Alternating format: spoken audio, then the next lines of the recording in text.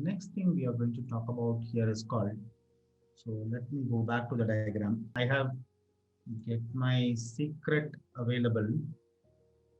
The secret was completed and my persistent volume was completed. MySQL DB was completed. Let me just try to bring up the web app and I will try to expose and see without any data how my web app is going to react. So let's see that first. First, let us bring up a web app. So PHP web app .html. So API version /b1 and kindness and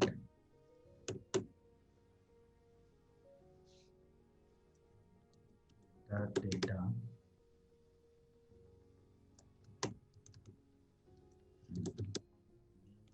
let me call it as PHP-DB connect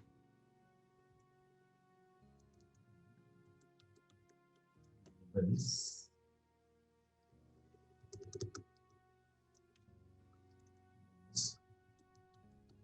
training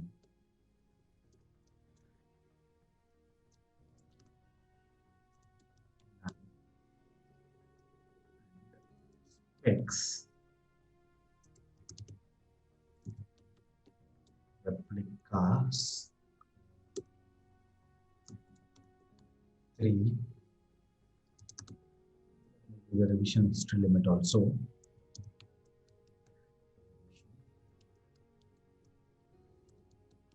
limit 5 and selector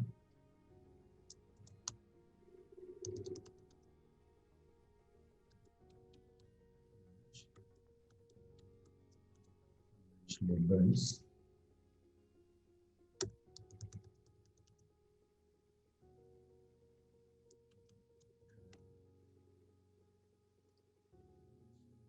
PH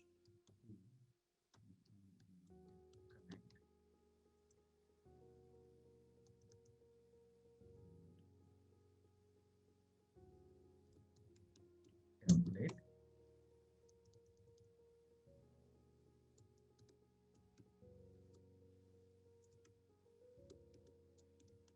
data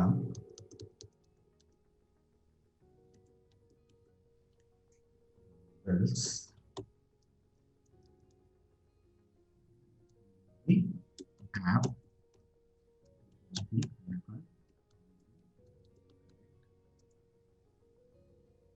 specs for the template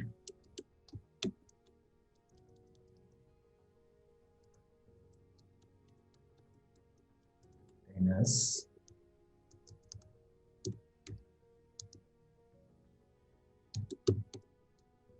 image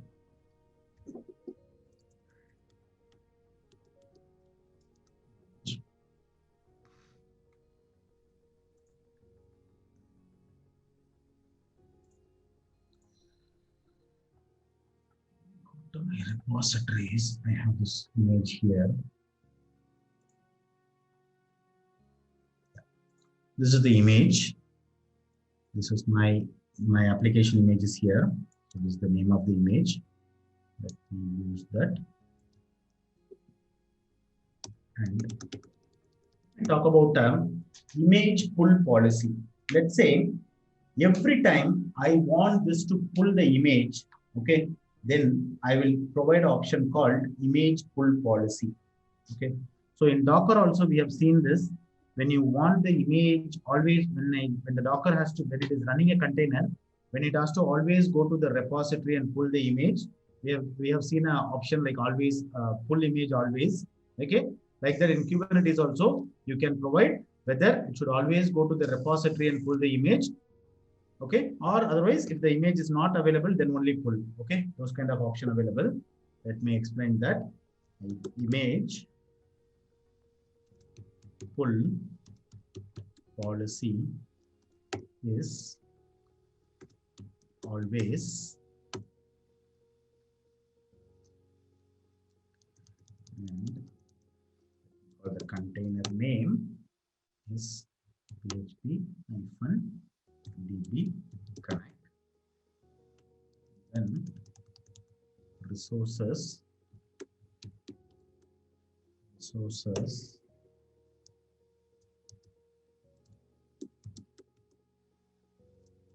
requests CPU. So I told one CPU is equal to 1024 M. So 100 M is approximately equal to 0.1 CPU. And memory, say 1 GB. Next, let me pass the environment variables. So I need to pass the database host name, database username, and password. The database name is hard coded in the code, so I don't need to pass that. The option is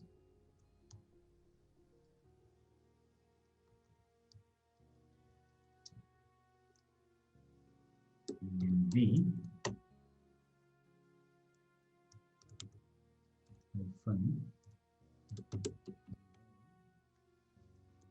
MySQL underscore user. It is going to come from secret value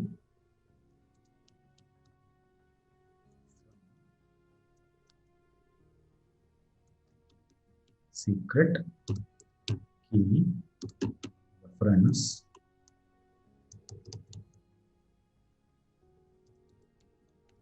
as MySQL credentials.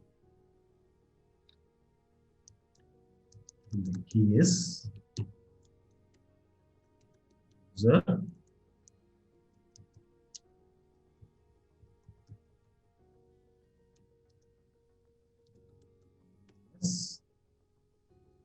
MySQL underscore password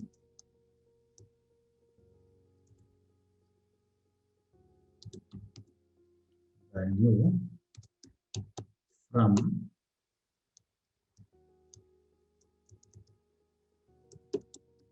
secret key reference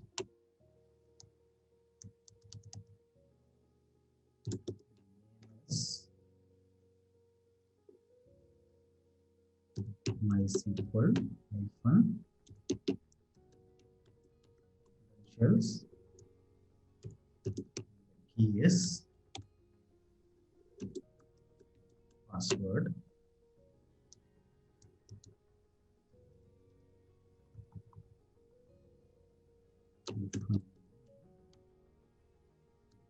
MySQL underscore host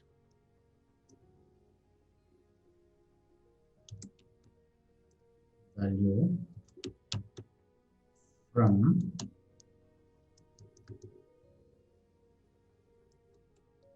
secret key reference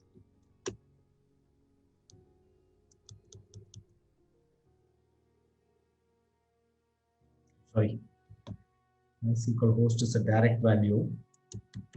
So here I'm going to use a DNS name for my service. Okay. So whenever a service is created on a namespace, Kubernetes is going to create a DNS name for it. It will be the service name. Previously, I created the service name as MySQL. So MySQL dot the namespace in which the service is running. So the namespace is default. Okay, and then svc dot cluster dot local. Okay, whenever a service is exposed on a namespace, You can access it with the DNS name, the service name dot namespace dot svc dot cluster dot local. So here my service name is MySQL and my namespace is default dot svc dot cluster dot local. Okay. So these are all the environment variables. Next, let me define the liveness probe for this. Liveness probe.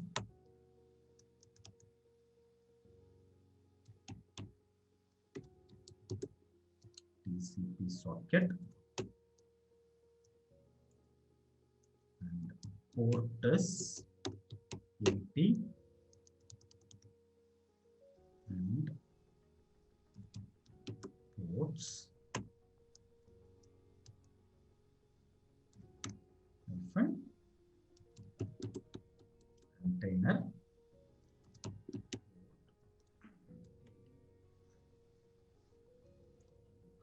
port. Next thing is I'm going to create the service. So this I want it as an external service because this is where I'm going to see the application. Okay. So API application 1 and this service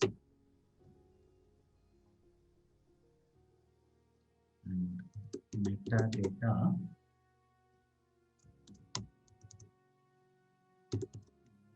let me call it as web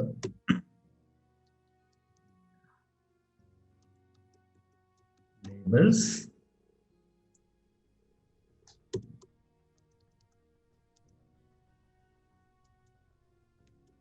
so training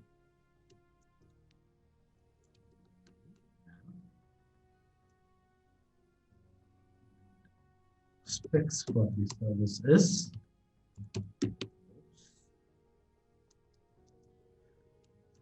port D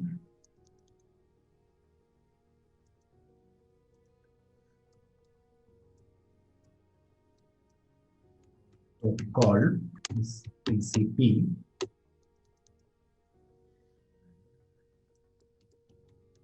selector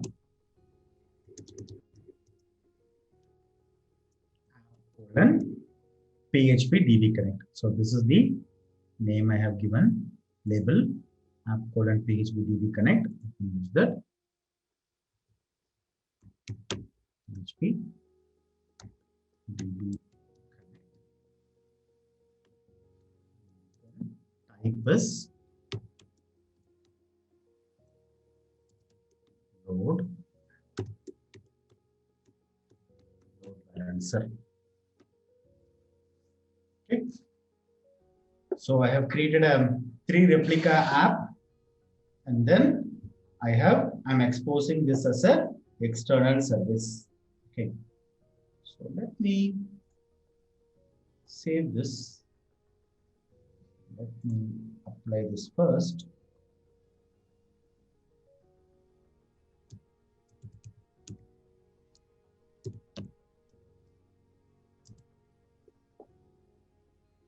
Okay, deployment and service is created. So if I go to my dashboard,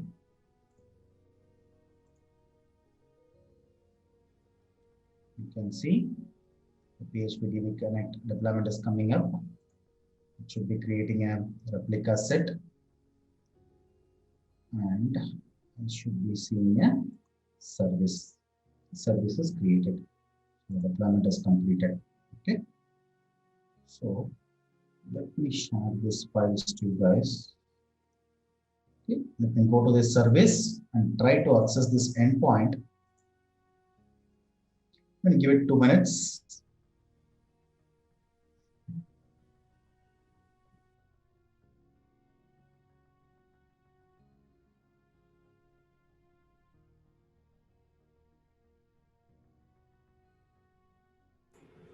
Okay, so it has loaded a PHP information page. Okay, So there I have a page which is created called MySQL-connect.php.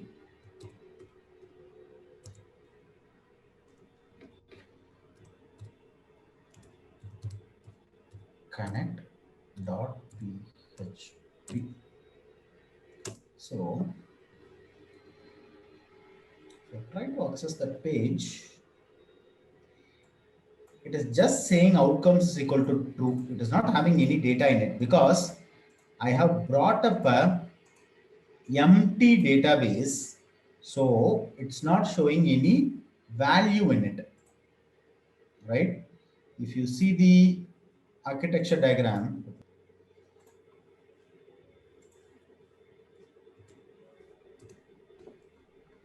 so if you see the diagram, we have brought up this.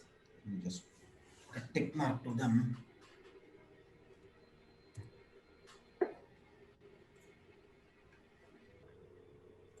So we have brought up the MySQL DB. We have brought up the persistent volume.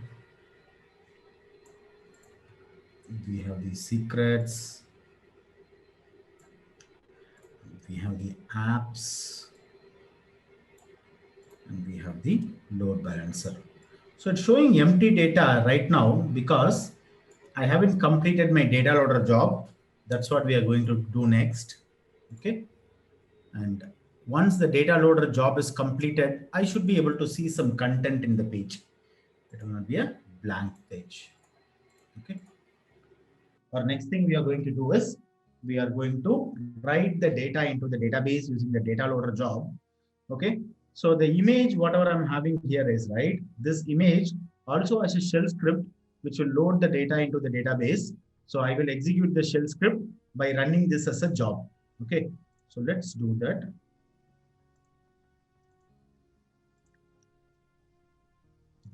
Notepad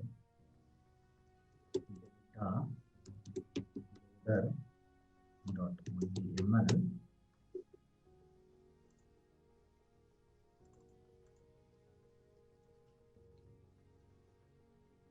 This is the data loader.yml.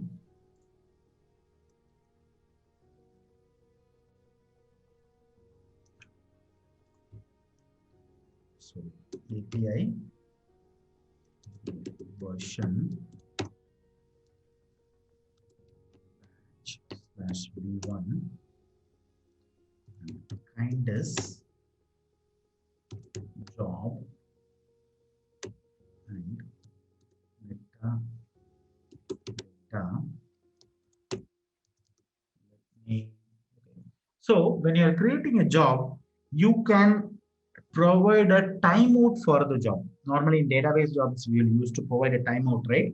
If the job is running for more than half an hour, consider this job as a failure. So you can do that. So that also we can achieve this in the jobs. So I'm going to create a job with timeout. So let me call it as MySQL data loader with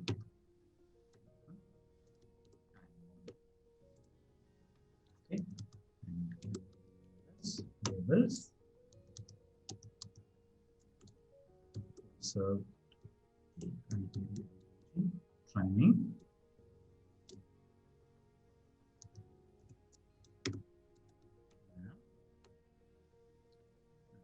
Specs for the job is the first spec I'm going to provide is the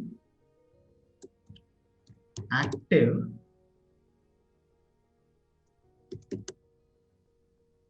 deadline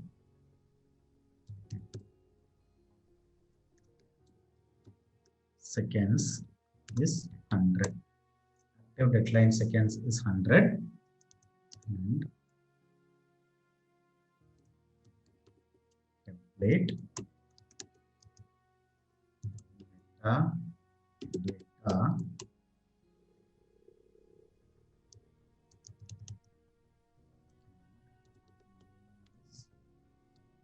SQL hyphen data hyphen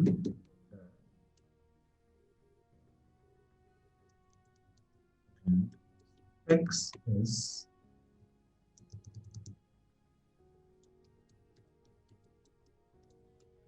as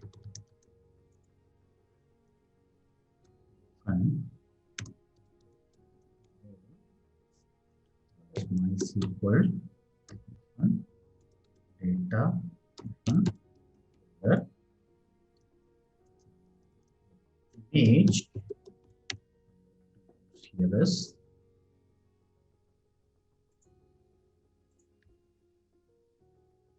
this is the image.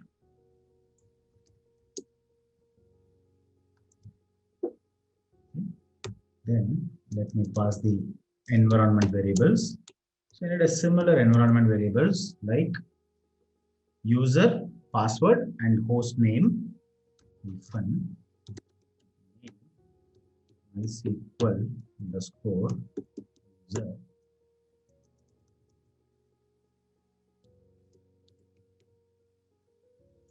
value from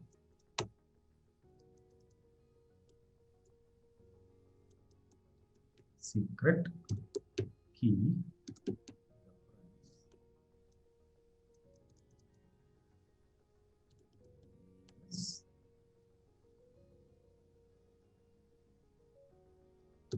MySQL hyphen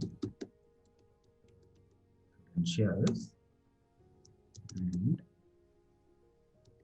key is user. This is my MySQL password hyphen name MySQL underscore password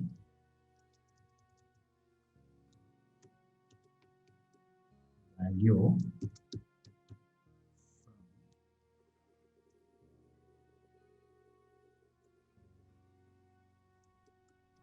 secret key reference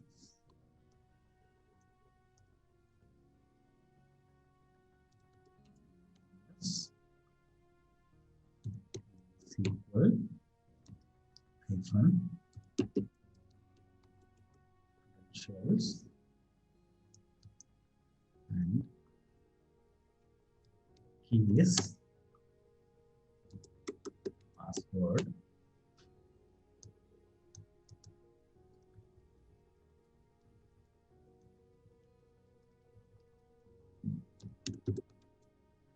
name MySQL underscore host value MySQL dot default svc dot cluster dot and I'm going to provide the command because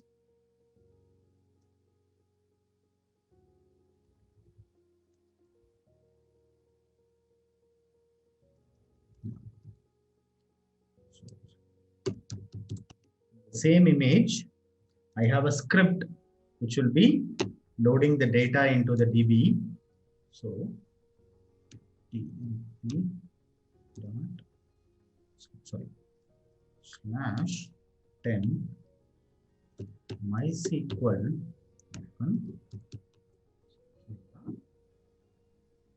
and data loader dot sh and next is the restart policy. So when the job failed, I want this container to be restarted. Restart policy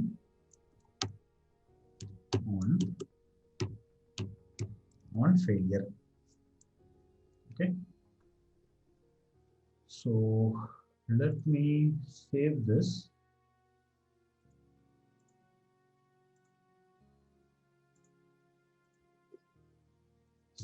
kubectl f data loader.yaml. Okay, The job is created. I go to my dashboard. I should be able to see a job. It was completed.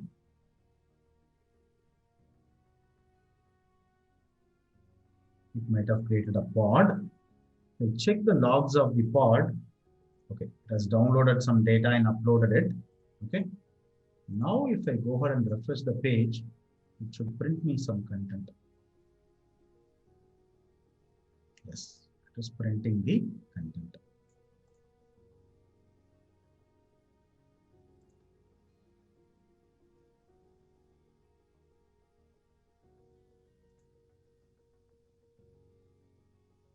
So this is how the data loader job added the data, and I'm seeing the data here. So the next option we are going to see about is, imagine I have a node, right? So in the node, I'm going to do some kind of activities. Okay. There, if I want to move all the containers running on the node to another node, is there a way I can do it? Okay. So that also going to replicate, okay, our scenario about your question, how if one of the node goes down, how this is going to react. Okay. So for that, let me just try to mimic this scenario on the node where my database container is attached. Okay. Prior to that, if I'm going to remove one node in my database YAML and other things, I have CPU allocations. So because of that, I will not, if I take one of the node, the resources may not be enough for to run it all the containers. So let me do a couple of changes in my db.yaml, my db and then app.yaml. Let me make some changes.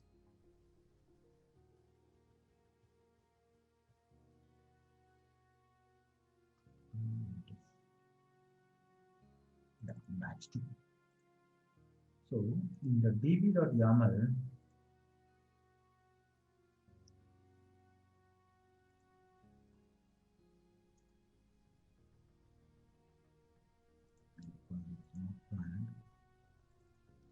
my db.yaml, let me remove the memory limitation and the CPU limitation. The reason I'm doing this is, imagine I am pre-allocating 1 GB of memory for my app container, that is PHP container. So if I remove one node from this cluster, what will happen? So it is going to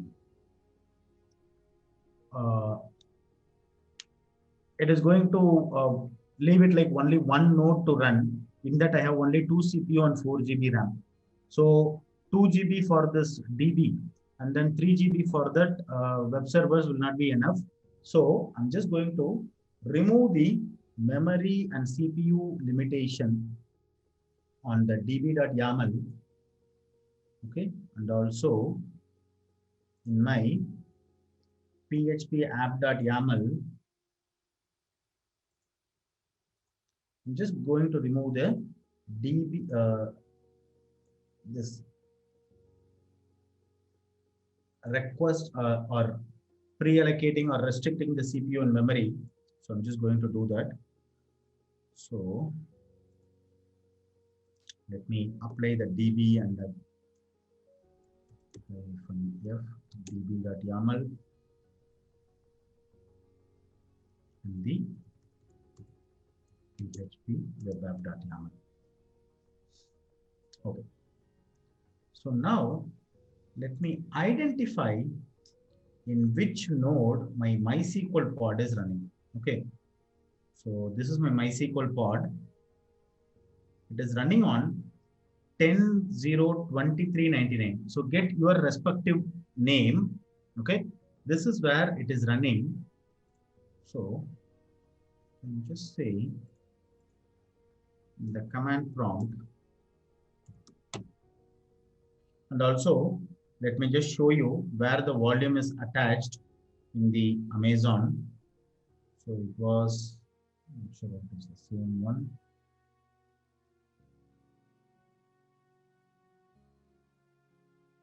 No, this is the other one. Yeah.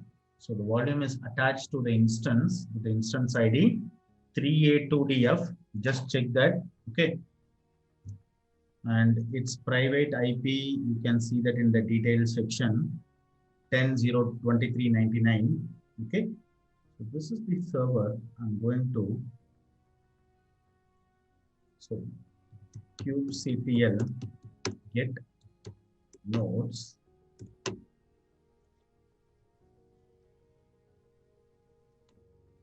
Run the command kubectl get nodes.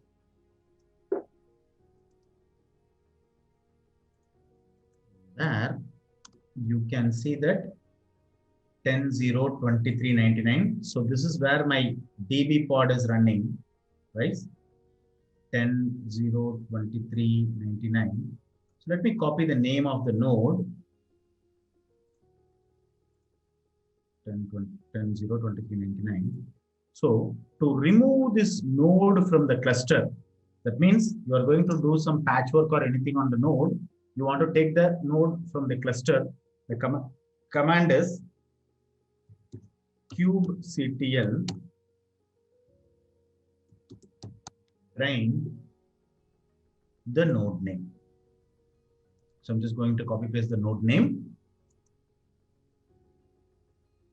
Okay, so my daemon set may cause some issues. So use the option ignore daemon sets. Okay, so it is trying to move the pods.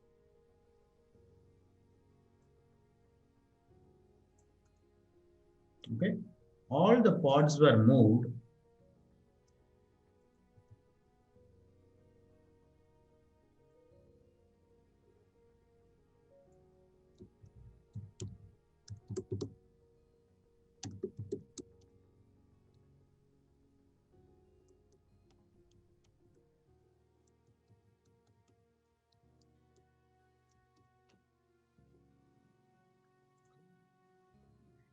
kubectl get nodes now, you can see that pod it's saying ready but scheduling disabled. That means no pod will be running on the no new pod will be scheduled on that. And if you go back and refresh the pods, you can see the new pod got attached and it is running on a different node 10.0.19.146. And at the same time, if you go to your Amazon, so 3A2DF is the machine where my storage was attached. Let me refresh the page. So where now you see the storage is not attached here, but if you see the other node, you can see the storage is attached. So Kubernetes is instructing AWS to attach this to this server, and from there it is attaching to the container. So in a real-time scenario, if the node goes down, okay, Kubernetes will automatically do these activities for you.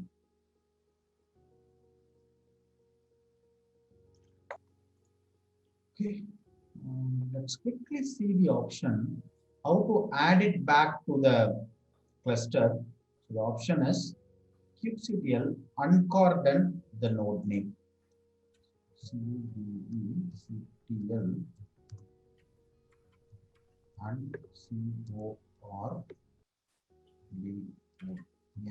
uncordon the node name. If you see the get nodes, now it will back to the ready state. To add the server back to the cluster, the option, the command is kubectl uncordon.